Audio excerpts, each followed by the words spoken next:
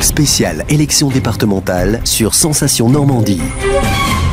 Bonjour, bienvenue sur Radio Sensation Normandie où nous ouvrons une parenthèse politique pour parler de ces fameuses élections ou nouvelles élections comme on les appelle, les élections départementales qui vont permettre d'élire non pas un élu, une personne, mais là un binôme, un homme et une femme de différentes couleurs, puisque nous avons sur les cantons de Boyonne, Beaumont et Bernay plusieurs candidats. Nous avons 5 listes de chaque côté et nous offrons notre micro à ces différents candidats.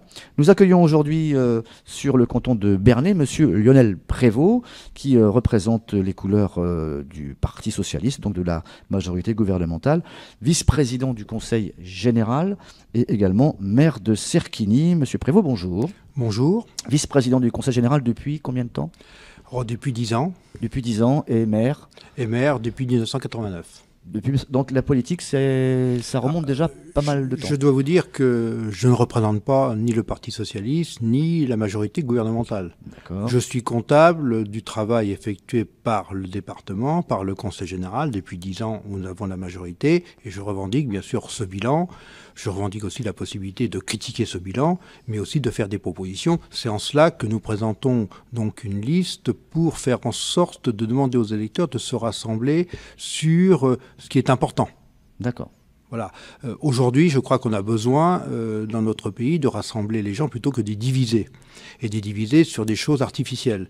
Et il est vrai que dans ce domaine, nous avons un bilan très riche au Conseil général de l'Eure, auquel j'ai participé, auquel j'ai eu l'honneur et la fierté d'y participer. Et ce bilan, nous le revendiquons, nous le défendons et nous en débattons dans toutes les réunions que nous avons aujourd'hui sur le terrain. Et on fait des propositions également pour l'avenir parce que ça fait partie du rôle des élus de proposer à nos populations des choses pour ce département. Donc c'est cela notre candidature, avec une candidature très large, diverse, qui nous permet de rassembler dès le premier tour le maximum d'hommes et de femmes de ce canton. Donc loin de vous d'avoir l'idée de calquer un discours national sur une élection qui est plutôt locale, voire rurale. Voilà, c'est effectivement cela, parce que effectivement nous sommes engagés dans ce pays avec un redressement du pays au niveau de l'État.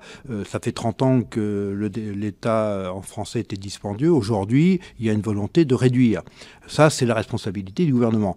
Moi, je n'ai pas apporté dans ce débat-là, à ce moment-là, ce débat-là, parce que ce n'est pas celui du département. Celui du département, c'est le projet départemental qui nous importe, parce que c'est celui-là qui est important, quoi. Est-ce que pour vous, c'est plus difficile d'être candidat pour défendre un bilan justement de votre département plutôt que d'être nouvellement et fraîchement élu et d'avoir plein d'idées, l'oreille est un peu plus attentive ? Vous savez, la critique est aisée, l'art est difficile. Donc nous avons travaillé, nous, dans cette majorité, et d'ailleurs avec d'autres, d'ailleurs parce que je fais simplement remarquer que 90% des délibérations du Conseil général sont votées à l'unanimité, donc ça dépasse largement les clivages politiques. Donc il est important d'avoir un bon bilan. Je prends simplement l'histoire des notations du département. Le département est très bien noté, alors vous me direz, ça peut être un gadget publicitaire. Non, c'est important, parce que derrière, ça permet au département de pouvoir emprunter à des taux préférentiels puisque le département est bien noté. Donc ça a l'intérêt d'avoir une bonne gestion. Et je pense que c'est aussi le fruit du travail collectif que nous avons fait avec Jean-Louis Destan et qui nous permet aujourd'hui de nous présenter devant les électeurs avec ce riche bilan départemental. Il faut mieux avoir ce riche bilan que d'avoir effectivement des difficultés à gérer ce département. Et nous avons été également novateurs sur toute une série de politiques départementales qui sont intéressantes. Nous avons été novateurs dans tout ce qui concerne, moi, particulièrement l'agriculture. Moi, je suis en charge de l'agriculture. J'ai fait doubler le budget agricole et nous avons des conventions avec l'ensemble du monde agricole qui portent sur l'innovation, sur l'entraide, sur la solidarité. Et ça fait en sorte que nous avons une politique moderne sur cet aspect-là des choses, par exemple. Vos principaux opposants ont emprunté, si je puis dire, la route 66 en parlant du fameux 66% d'augmentation de dépenses de fonctionnement du département. Qu'est-ce que vous avez justement à répondre à cela ? Alors ça, c'est complètement mensonger, parce qu'effectivement, il y a des dépenses de fonctionnement qui ont augmenté, parce que effectivement, il y a eu des charges qui ont été transférées au département. Le RSA a été transféré au département, l'allocation d'adulte handicapé, un certain nombre de choses ont été transférées dans les départements qui ont nécessité. Mais dans le département, au niveau des frais de fonctionnement en stabilité sur les 10 ans, ils n'ont pas progressé. Ce qui a progressé, c'est effectivement qu'on a donné des compétences nouvelles. Alors bien sûr, il a fallu les financer et faire en sorte de les faire fonctionner, quoi. On peut dépenser plus mais utile en étant toujours non, un département bien géré. Depuis 2009, on n'a pas augmenté la fiscalité du département. Donc là-dessus, on est tout à fait à l'aise. Et c'est pas bien de raconter des choses comme ça, des choses mensongères qui ne profitent qu'aux extrêmes. Moi, je dis très tranquillement, on peut avoir un débat sur des orientations, mais affirmer des choses aussi mensongères pour des hommes et des femmes qui peuvent être en charge à un moment donné des affaires, c'est contre-productif. Et je pense que ça ne favorise que les extrêmes, ce genre de discours. Les gens ne veulent plus entendre ce genre de discours mensonger, ils n'y croient plus.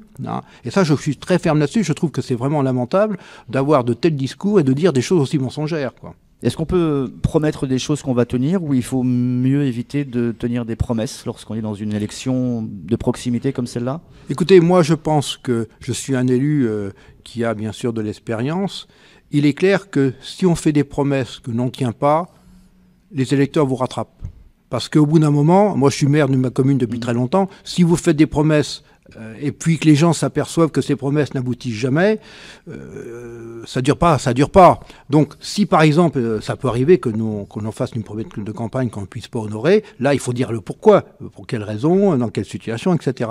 Je trouve que effectivement, il faut dire les choses telles qu'elles se présentent, c'est-à-dire les choses essentielles dans une campagne électorale. Il faut parler du bilan, bien sûr, des sortants parce que c'est important, ça justifie nos candidatures, et après, il faut aussi montrer à la population le chemin à suivre pour les années qui viennent, sans démagogie, sans outrance. Moi, je ne dis pas que nos adversaires ont tout ce qu'ils disent, c'est nul, ça ne sert à rien et c'est mauvais. Je pense qu'il y a un débat démocratique et le débat s'enrichit justement de ces contradictions. Mais il ne faut pas que ça devienne des affirmations mensongères qui vont à l'encontre de la vérité, quoi. Alors, improbable ou impossible lorsqu'on essaye d'attirer des jeunes, des couples sur votre territoire, de leur dire un travail, un logement, faire des enfants, maintenant c'est de nouveau possible dans notre commune ou dans notre canton où la conjoncture est trop dure?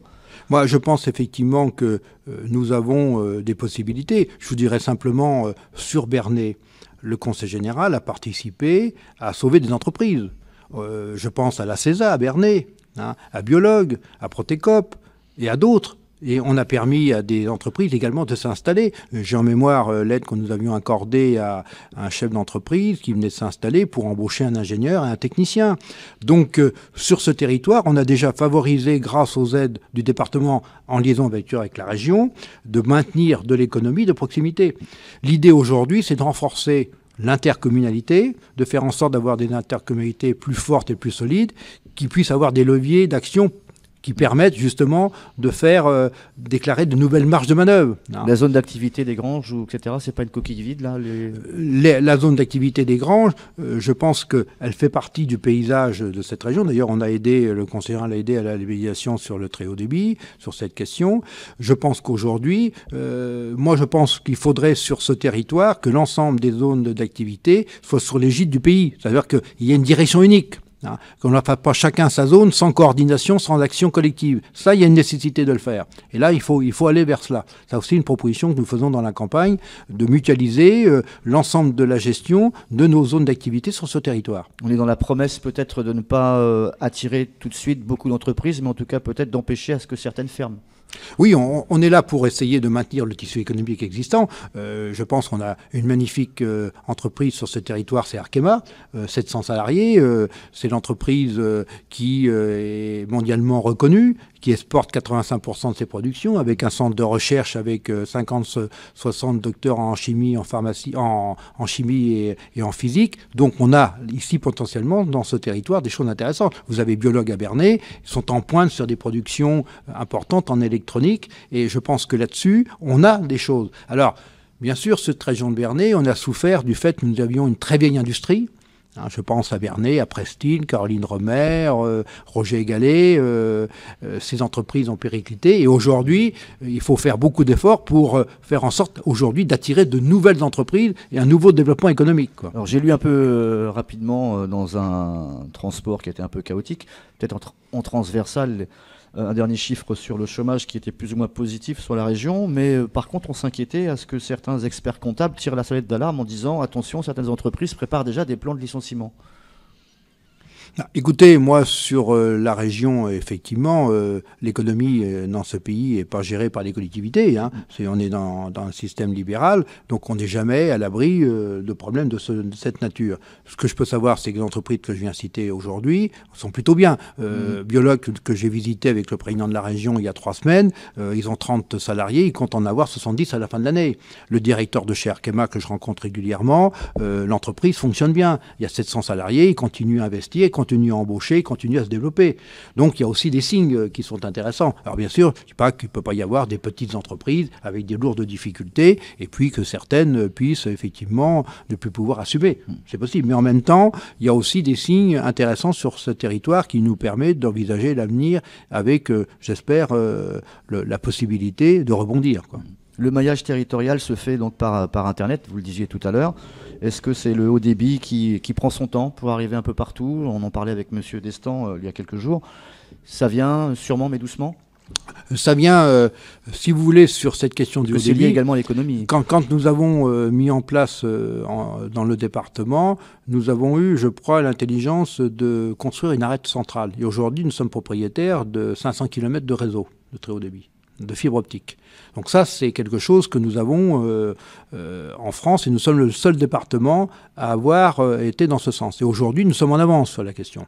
Parce que l'opérateur historique qui, lui, doit faire les grandes villes, eh bien, n'a pas mis en œuvre les choses. Nous, on a mis en œuvre cette nouvelle politique avec un syndicat départemental qui va permettre d'investir sur l'ensemble du territoire, avec l'aide de l'État, l'aide de l'Europe et l'aide de la région et du département. Il restera à charge 20% sur les collectivités territoriales. Alors, pour donner un signe aux populations, le très haut débit, ça se fera comme nos anciens ont procédé pour l'adduction d'eau. C'est-à-dire que l'on fera commune par commune, village par village, et ça se fera sur une période, dans les 3-4 ans qui viennent, on devrait avoir notre territoire largement irrigué par le très haut débit et la fibre optique. Donc c'est pas le dossier, c'est pas la catastrophe de la décennie comme annoncent vos concurrents? Absolument pas. Ça aussi, c'est complètement mensonger. Hein. C'est complètement mensonger. Je pense qu'aujourd'hui, on est en phase optimale du projet, et nous sommes dans les premiers en France sur ces questions. Je le répète, hein, c'est des questions qu'on peut vérifier. Et le projet du département, auquel d'ailleurs nos adversaires ont adhéré, puisqu'ils l'ont voté en Assemblée générale, et je vois par exemple la communauté de communes de Bernay a fini son schéma numérique et adhéré au syndicat départemental numérique. Alors c'est contradictoire, parce que dans les faits, ils adhèrent, ils participent, puis après ils disent derrière que c'est nul, ça sert à rien, quoi. C'est vraiment une contradiction qui, à mon avis, est purement politicienne, quoi.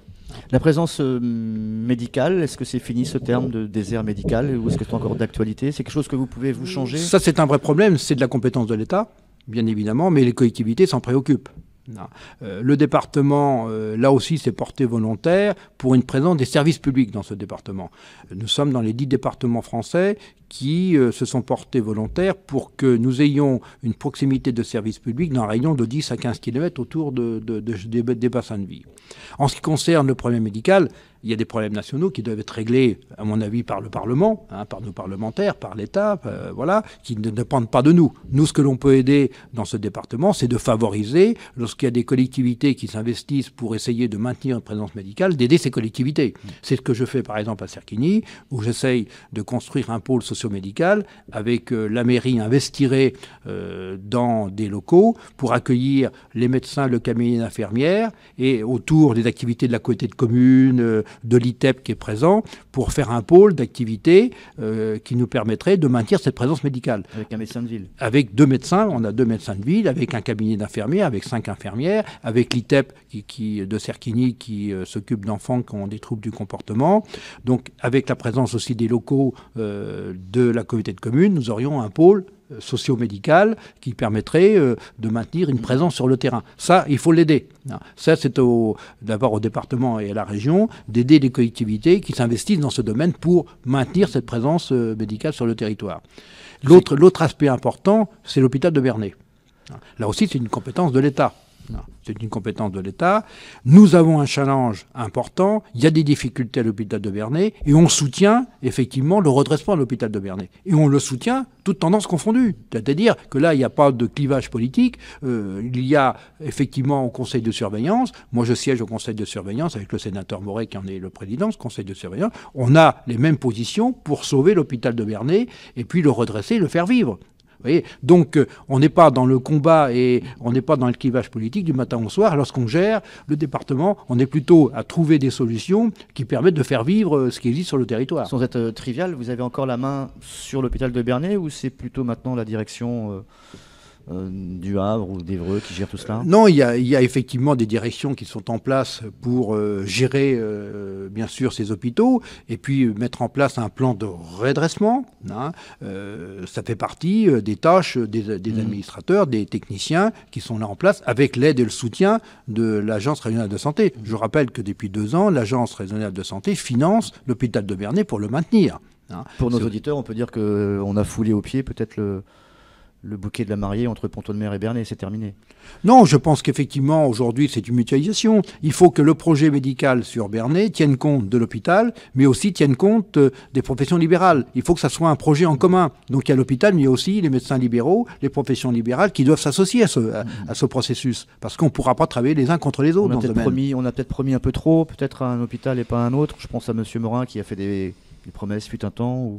Moi, je me fie des promesses dans ce domaine. Ce qu'il faut faire sur cet hôpital de Bernay, bien sûr, il faut redresser financièrement cet hôpital. Et il faut aussi adosser cet hôpital avec l'ensemble des professions libérales de Bernay qui ont un rôle à jouer pour faire en sorte de conforter l'activité de l'hôpital. Je pense aux médecins libéraux, mais aussi à toutes les professions libérales qui sont autour de Bernay, qui doivent aider à faire en sorte de faire vivre cet hôpital. Donc ça doit être un projet commun, quoi. C'est-à-dire qu'il n'y a pas de licenciement, on ne licencie pas dans le service public, mais en tout cas on ne va plus embaucher, on va travailler en flux tendu, ça va être un petit peu peut-être dangereux? C'est toujours la même chose. Lorsqu'il y a un redressement, c'est souvent malheureusement les petites catégories professionnelles des hôpitaux qui en subissent les conséquences, quoi. Donc là, moi je fais appel à la responsabilité bien sûr des gens qui dirigent, mais aussi je crois qu'on peut saluer, le personnel de l'hôpital qui depuis des années a subi effectivement des restrictions, des diminutions de personnel, d'emploi et qui ont toujours manifesté leur volonté de travailler à l'hôpital. Et ces gens-là, vraiment, ils méritent qu'on leur tire un coup de chapeau, parce qu'ils ne travaillent pas toujours dans des conditions faciles. Le service public, c'est également la présence, on va dire presque psychologique, en tout cas presque sanitaire, du postier dans le territoire. C'est très important par rapport aux personnes âgées. Vous n'avez pas ce problème-là, enfin en tout cas vous l'avez de moindre importance sur votre secteur. Je pense au secteur qui est de l'autre côté de votre commune, sur Brionne, où on commence déjà à parler de diminution d'horaires, etc. Pas de fermeture encore de bureaux de poste. Comment on peut sauver le service postal sans tirer trop fort sur la sacoche du postier qui commence à en avoir marre? Moi, je pense que nous sommes dans un processus de mutualisation de services publics. Aujourd'hui, les territoires ruraux peuvent effectivement maintenir un maillage à condition de travailler ensemble. Je vous donne l'exemple, à Cerquigny, nous avions 3 permanences par semaine de la gendarmerie, avec des locaux vétustes, anciens, et où il y avait des investissements très lourds. Ça a fermé, mais on a réussi à obtenir une permanence hebdomadaire dans des locaux de la Poste, et mutualiser avec la Poste le service public et la présence postale et en même temps la présence de la gendarmerie. Je pense que dans d'autres secteurs, on peut mutualiser dans des locaux d'autres services. Je crois que l'avenir dans les territoires ruraux, c'est d'aller vers cela. C'est de mutualiser les services pour que dans un rayon de proximité, les gens puissent accéder aux principaux services sur un territoire. Je pense que c'est à cela qu'il faut travailler aujourd'hui et c'est en cela qu'il faut faire en sorte de faire des propositions. Vous les connaissez bien, vous les côtoyez souvent. Est-ce que vous pensez qu'ils vont adhérer à ce chiffre? 30% des gens vont voter Front National. Je pense aux agriculteurs. Est-ce que vous avez un discours à leur porter? Moi, je connais bien le monde agricole puisque je m'en occupe. J'avais encore une réunion hier avec un certain nombre d'agriculteurs. Je pense que le monde agricole souffre, notamment dans cette région d'élevage et de problèmes laitiers. parce que les quotas laitiers vont disparaître, c'est les décisions de l'Europe. Alors c'est assez curieux parce que l'Europe est gérée par des libéraux et l'Europe nous pond régulièrement des contraintes réglementaires de plus en plus fortes, quoi. Ça, c'est quand même une belle contradiction, quoi. Donc ça, c'est une réalité. Derrière, effectivement, ce monde rural peut être appelé à souffrir parce qu'il y a un manque de perspective, il y a un manque, effectivement, de pensée positive pour l'avenir. Moi, je le dis aux gens, c'est pas la bonne solution.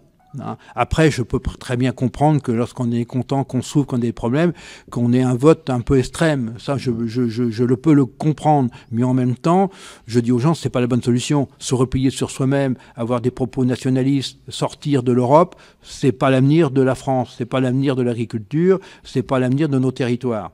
Donc, restons ouverts, soyons positifs sur le monde et je pense que ça sera certainement beaucoup mieux. Merci, c'était le mot de la fin. Lionel Prévost, merci d'avoir accepté notre invitation sur notre studio de Sensation Normandie. Nous sommes à Bernay pour parler des élections jusqu'à la fin de ce mois de mars, en espérant qu'elles se passent le mieux possible pour vous. Merci. Merci à vous. Spéciale élection départementale sur Sensation Normandie.